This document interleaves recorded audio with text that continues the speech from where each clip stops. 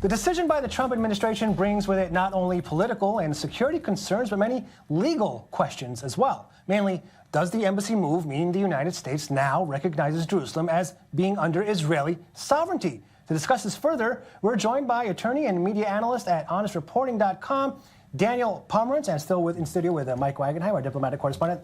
Daniel, good to see you. Can you give us some background on the legal status of the city, basically from 1948, the creation of the State of Israel, until today, through the Six-Day War, of course? Well, sure. Really, it starts in 1947 with the passage of UN Resolution 181, which said that there would be a Jewish state, an Arab state. This was before the term Palestinian came into common usage, and that there would also be a corpus separatum, an international territory, and that would be Jerusalem. Now, a UN General Assembly resolution isn't law, it's a suggestion. The Jews forming a state took the suggestion, the Arabs rejected it, it resulted in fighting. Throughout 1967 and through the following years, there was some changing of borders, and now we've gotten to a point where the status legally, there's a lot of scholarship on this. And I could talk for 2 hours. Yeah, I won't. I'll bet.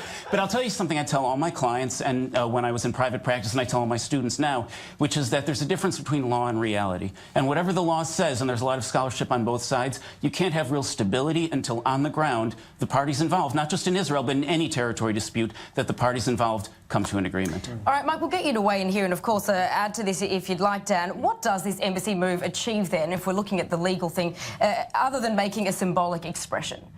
See, this is where all these little minutiae come into play. You take, for example, the passport issue. If an American gets a passport, if an American was born in Jerusalem and gets a passport, it simply says Jerusalem. It doesn't say Israel. There are all these little details to work out, but you look at the embassy that's being opened and you see the banners that were draped, and it says Jerusalem, Israel. When you look at the invitation for the embassy opening from the United States, it says Jerusalem, Israel. So that's the big question now. Is America going to, I'm not just talking about in theory, I'm talking about in practice. Will it start to recognize Jerusalem as Israel's capital? And we talk about law and reality. The reality will come when more and more countries recognize Jerusalem as Israel's capital. That's when reality is going to take over what may be viewed as the law. Yeah, that's what I want to talk about the law with you, because when one state locates its embassy to another state in a particular territory, that generally indicates that the former state recognizes that territory as being within that latter state's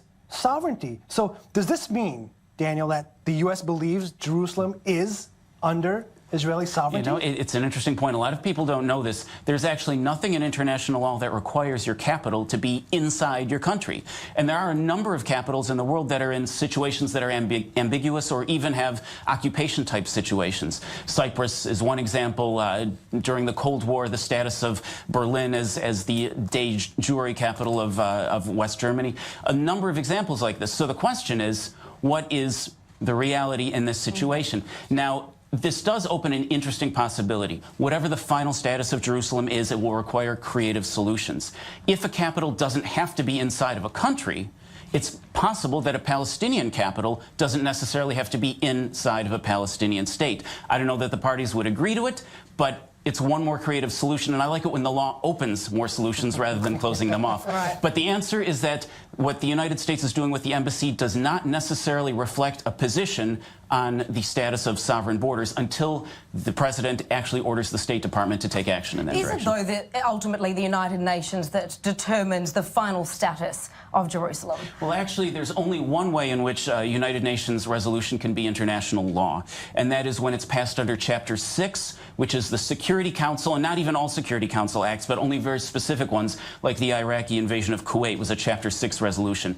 The General Assembly passes what are called Chapter 4 resolutions, which are really international suggestions. They only become law if all the parties involved agree to them, and then the treaty becomes international law. I'll ask you, Mike, because I'm wondering why the State Department is saying, you know, the borders and the final status are not set in stone yet. Is this to circumvent all the legal issues, all the legal, you know, stuff? It's part of that, but part of it is that there's still this dream, this vision within the Trump administration that we're somehow going to settle this and get a peace deal done. And this is their way of leaving this crack in the door open to try to get that done. That crack, I think, in my opinion, is going to close very quickly, and you'll start hearing less from the U.S. about final status issues, I think, in the very short-term future. I actually somewhat tend to disagree. I think that's based on the idea that Israel would only take action if it absolutely had to because of outside pressure. But if you take the position that Israelis really want to accomplish something if they feel safe doing it, then anything is really possible, regardless of what the rest of the world says or doesn't Well, say. it's all possibilities at this point.